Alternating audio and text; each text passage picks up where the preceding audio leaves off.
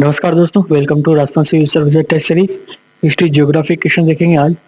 Antelope प्रजाति का दुर्लभ वन्यजीव चौसिंगा किस अभयारण्य में पाया जाता है? ये चौसिंगा कुछ इस प्रकार का दिखता है। इसके 4 सिंग होते हैं। सीता माता अभयारण्य, तालछापर अभयारण्य, कनक सागर अभयारण्य या जयसंबंध अभयारण्य। ये उदयपुर में है, ये डूंगरपुर में है। देखिए, इसका सही आंसर है सीता माता अभयारण्य। यहाँ पर ये चौसिंगा एंटीलोप प्रजाति का दुर्लभ वन्यजीव पाया जाता है। इसकी पूरी व्याख्या देखते हैं। इसकी संकटग्रस्त प्रजातियों में शामिल है। वनों में इसकी आबादी लगातार घटने के कारण आईयूसीएन ने इसे असुरक्षित या वल्नरेबल जिसे कहते हैं श्रेणी में वर्गीकृत किया गया है। व्याख्या पढ़िएगा। इसकी ऊंचाई करीब करीब 22 से 25 इंच के से ज्यादा, उसका वजन करीब 22 किलो के करीब करीब होता है। ठीक है, अगला क्वेश्चन।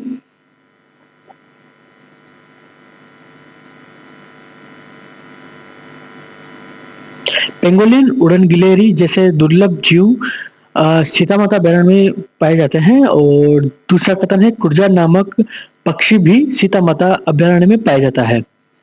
देखिए, पेंगोलिन, उड़न गिलेरी जैसे दुर्लभ जीव सीता माता, ये सही बात है। यहाँ उड़न गिलेरी और पेंगोलिन वगैरह भी पाए जाते हैं, दुर्लभ वन्य जीव। कुर्जा नामक पक्षी भी सीता माता अभयारण्य में पाया जाता है, ये गलत है।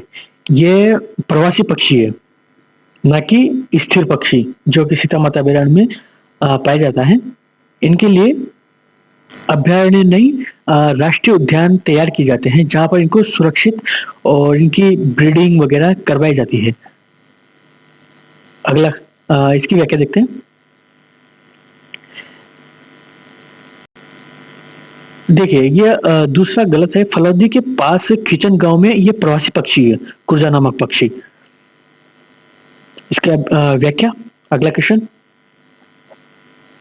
किस संविधान संशोधन द्वारा वन्य जीवों का जो विषय है वो राज्य सूची से हटाकर समवर्ती सूची में डाल दिया गया है?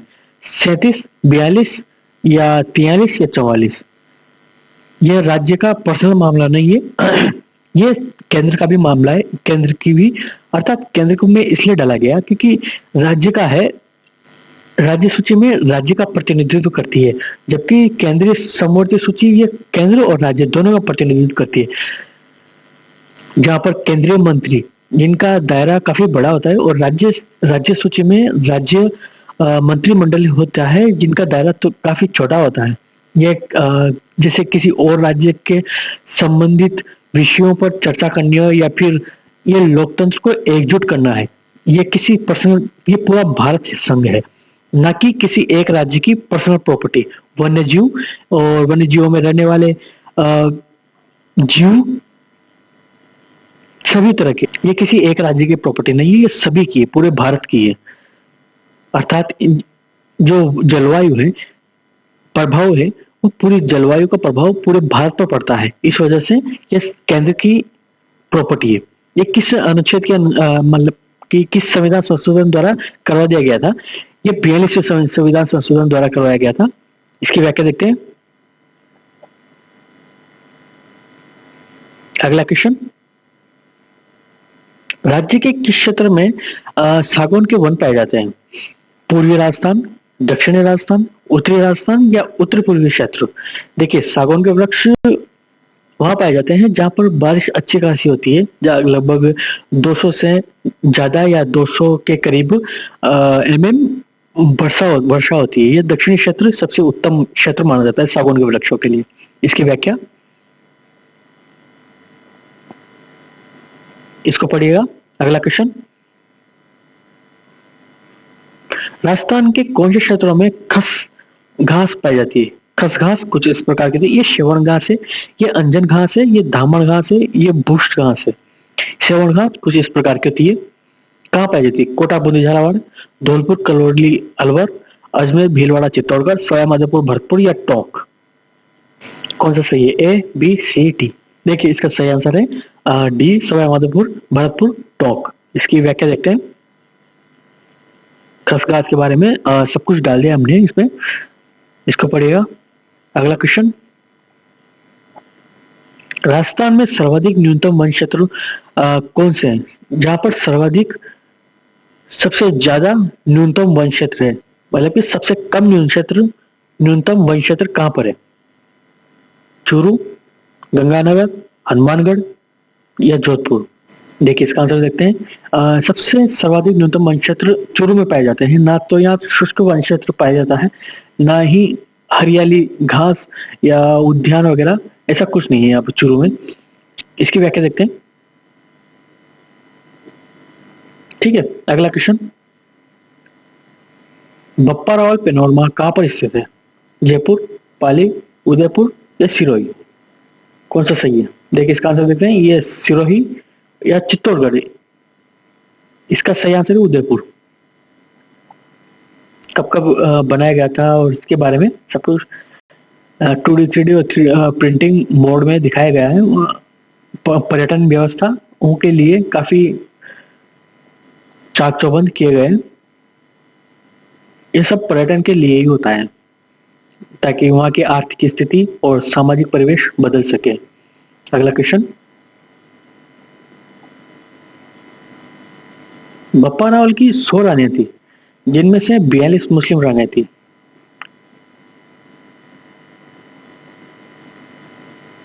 राजस्थान में लिग्नाइट कोयला उत्पादन का प्रमुख क्षेत्र कौन सा है? पलानू, सोनू कपोड़ी, बड़सिंगर, कपोड़ी, मेड़ता, मेड़ता पालना सोनू या बड़सिंगर अगुचा मेड़ता? देखिए इसका कौन सा सही है? ए, बी, सी, डी। देखिए बड़सिंगर है, अगुचा नहीं है, मेड़ता है। मेड़ता, पलानू और सोनू और बड़सिंगर, कपूरी, मेड़ता, ये तीनों बी वाला सही आंसर है इसका। इसका व्याख्या देखते हैं।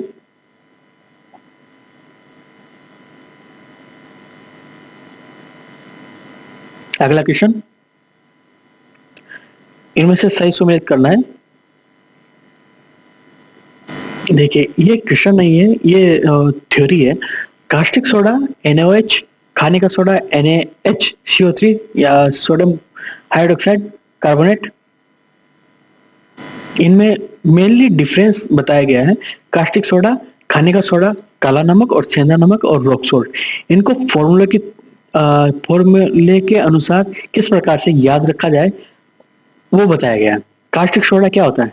ये NaOH होता है और ये साबुन, डिटर्जेंट, ब्लीचिंग वगैरह भी इनमें काम आता है। एक कागज, कार्डबोर्ड बॉक्स बनाने में और तलछटी चट्टानों को तोड़ने के लिए, रक्त पतला। ठीक है। और खाने का सोडा, जिसे बेकिंग सोडा भी कहा जाता है, जो कि CO2 का फॉर्मेशन करता है, या खाने में जब मैदा वगैरह में मिलाया जाता है तो वो उसका CO2 का उत्सर्जन करता है और उसका फुलाव, मैदा का फुलाव जिससे ब्रेड वेड बनते हैं, उनमें काफी मदद करता है। या फिर कुछ जैसे कि डोसा या खाने की चीजें हैं, उनमें काफी प्रयुक्त होता है बेकिंग सोडा, खाने का सोडा। इसका फॉर्मूला NaHCO3। और काला नमक क्या होता है? काला नमक, सेंधा नमक और रॉक सोल्ट। देखिए ये देखिए, प्राकृतिक हिमालय में ये NaHSO4, जिसे सोडियम बाई सल्फाइड कहते हैं। ये काला नमक जो होता है, ये काफी सारे फॉर्मूलों से मिलकर बना होता है। ये NaCl भी होता है और ये प्राकृतिक NaCl है।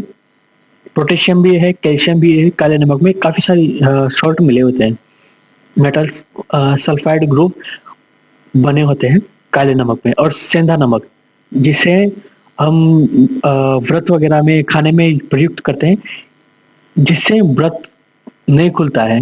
हालांकि होता है इसमें भी NaCl है, परंतु ये रॉक सोल्ट कहते हैं। अर्थात जो हिमालय की जो चट्टानें हैं, वहां पर जो पत्थर है, उनमें पाया जाता है। ये समुद्री नमक नहीं होता है, ये रॉक सोल्ट होता है। इस वजह से मानते हैं कि ये प्राकृतिक है, तो व्रत वगैरह नहीं छोड़ता है, ये भगवान की देन, ऊपर वाले की देन है।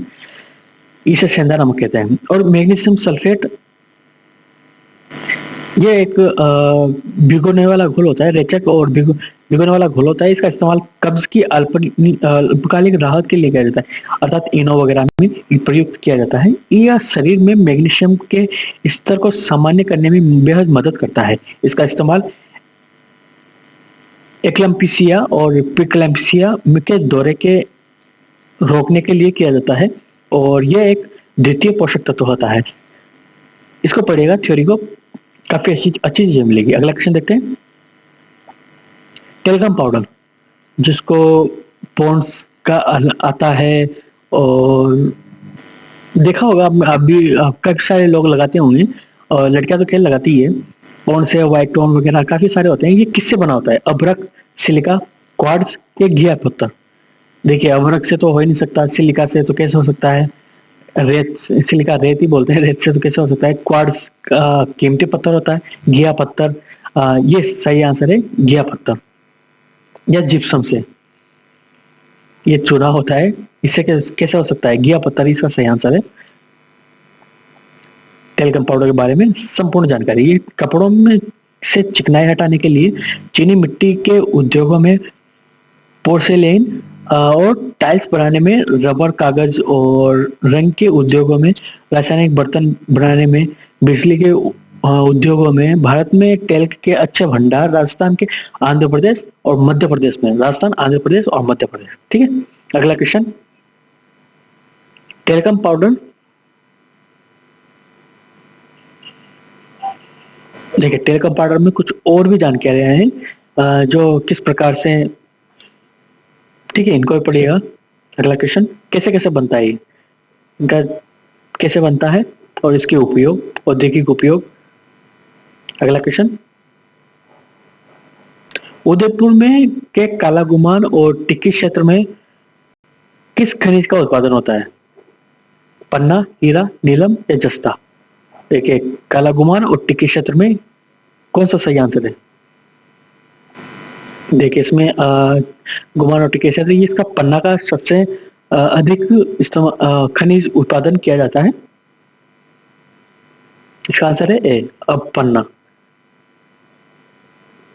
उदयपुर में जावर खाने और उदयपुर जिले में उमरा क्षेत्र, यहाँ यूरेनियम खनिजकरण होता है। यहाँ जास्पर, बोलेस्टोनाइट और गार्नेट का उत्पादन भी होता है। अगला क्वेश्चन, 11 क्वेश्चन हो गए। Thank you.